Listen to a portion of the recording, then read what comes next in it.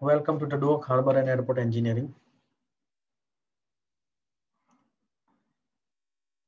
In this lecture, we are going to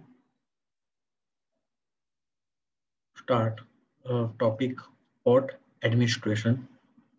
The efficiency of a port is based on port planning and port organization. The advantages of most modern, excellently planned port can be offered by a poor organization. Port plan કરવા માટે મહત્વનો ભાગ engineer એટલા માટે ભજવતો હોય છે કે જે એન્જિનિયરિંગ પોઈન્ટ્સ અથવા ટેકનિકલ ટર્મ્સ જે કહેવાય એ આપણે ક્લિયર કરવાના હોય છે. તો ફર્સ્ટ એ એના એલિમેન્ટ્સ ઉપરથી ક્લિયર થતા હોય છે અને એના ઓર્ગેનાઇઝેશન મતલબ એનું અરેન્જમેન્ટ. ચલો, the main elements of a port organization are appropriate form and structure. દરેક વસ્તુના એક પ્રમાણ અને એની લિમિટેશન્સ ને મર્યાદા એને ધ્યાનમાં રાખીને એને સંકલિત અથવા વિકલિત કરવાનું હોય છે. Efficient port operation. પોર્ટમાં થતા અલગ અલગ જાતના ઓપરેશન્સ, મેઇનલી મેન્ટેનન્સમાં બી અલગ અલગ ડિપાર્ટમેન્ટ હોય છે. કયા પાર્ટનું કયું મેન્ટેનન્સ હોય છે, ક્યાંથી વેહિકલ આવશે, ક્યાંથી જશે, ક્યાં ગાડી પાર્ક થશે, કઈ જગ્યાએ એનું રિપેરમેન્ટ થશે, કઈ જગ્યાએ ફ્યુલ ફિલિંગ થશે, કઈ જગ્યાએ લોડિંગ અનલોડિંગ, કઈ જગ્યાએ વેઇટિંગ, કઈ જગ્યાએ એને ડાયરેક્શન, કઈ જગ્યાએ વેઇટિંગ, કઈ જગ્યાએ રિલેક્સેશન, આ બધી વસ્તુનો બહુ ધ્યાન રાખવાનું હોય છે. થર્ડ છે એનલાઇટનેડ લેબર પોલિસી. તો ત્યાંના જે લેબરની પોલિસીઝ હોય છે એ પણ એક ધ્યાનમાં રાખવાની હોય છે. A sound financial system and modern accounting method. પૈસાની દ્રષ્ટિએ સરળ અને મોડર્ન, સસ્તું અને સારું એ પોલિસી આપણે આપવાની હોય છે. Complete and accurate port statistics, skillful promotion and publicity, development of the port, city and auxiliary commercial services, regional cooperation from neighborhood port.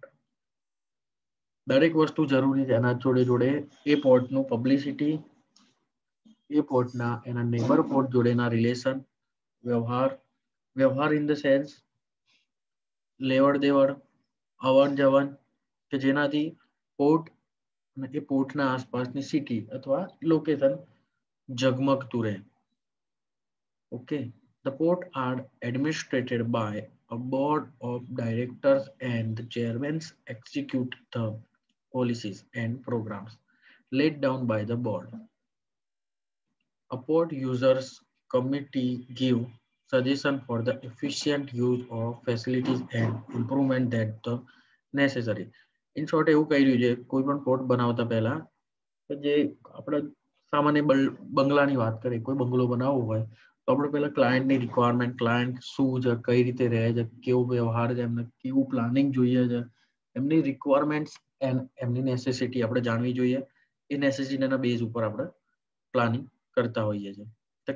The chairman is assisted by several department heads such as, હવે તેના chairman હોય છે ને એ આ particular ડિપાર્ટમેન્ટમાંથી હોય છે જેથી એ દરેક વસ્તુનું પોતાની ફિલ્ડના રિલેટેડ ધ્યાન રાખી શકતા હોય. ફર્સ્ટ આવે છે port planning, second engineering, custom and security, account, trading and pilotage, store purchase, transport અને મેડિકલ, જે બેઝિક નીડ છે કોઈ પણ એરિયાના ડેવલપમેન્ટ કરવા માટે.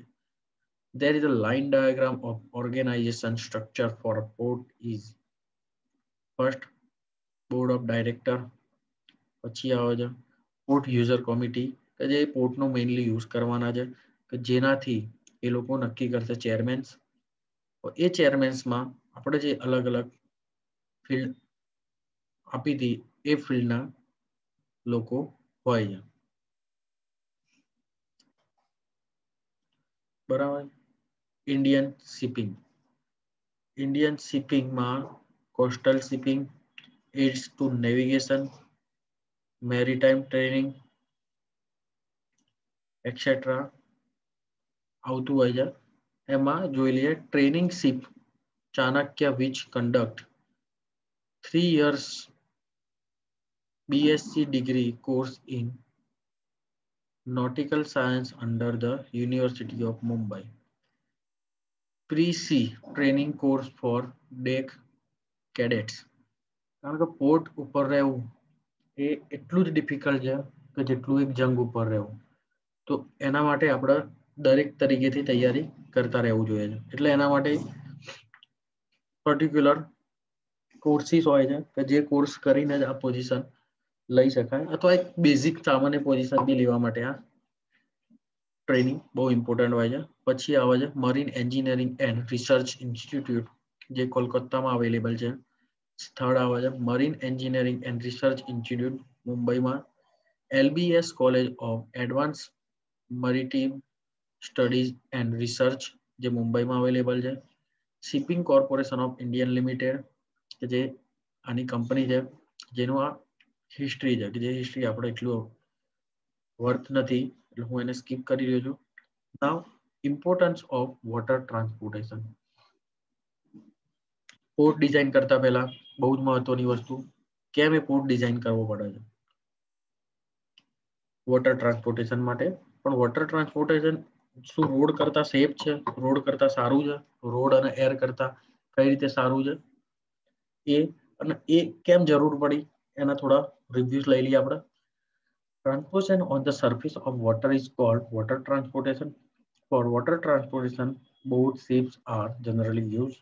Water can be classified broadly into two categories: inland waterways and oceanic waterways.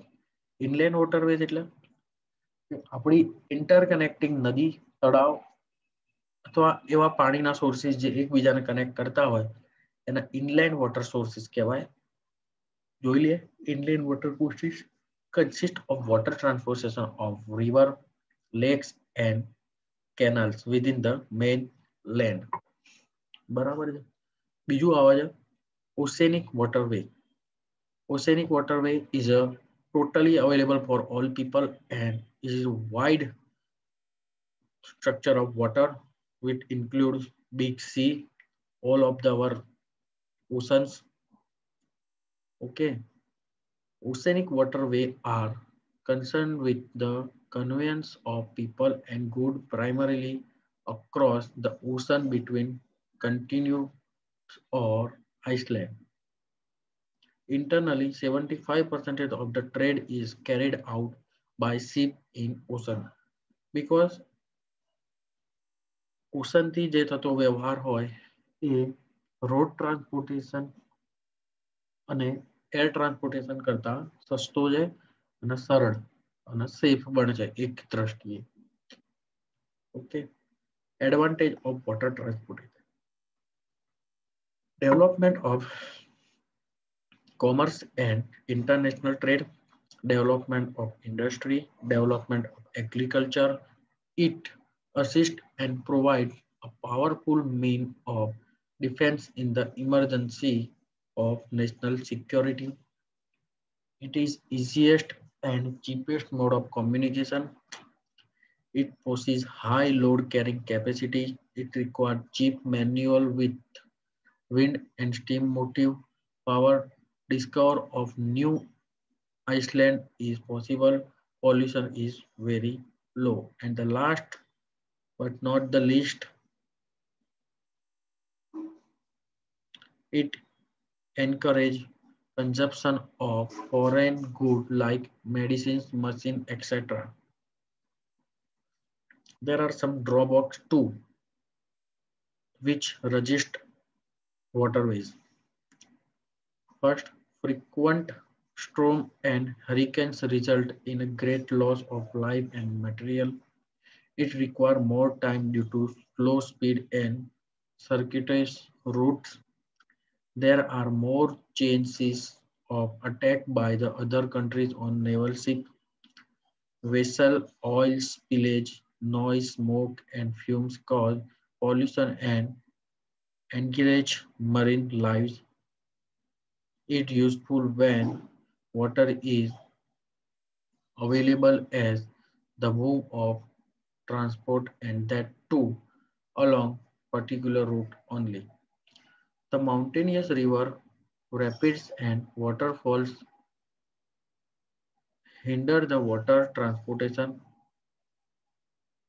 if the range of tides it more the operation of loading and unloading are seriously affected. Feats of water ships are used for lust of power and political domination. So there are some advantages and also disadvantages for water transportation.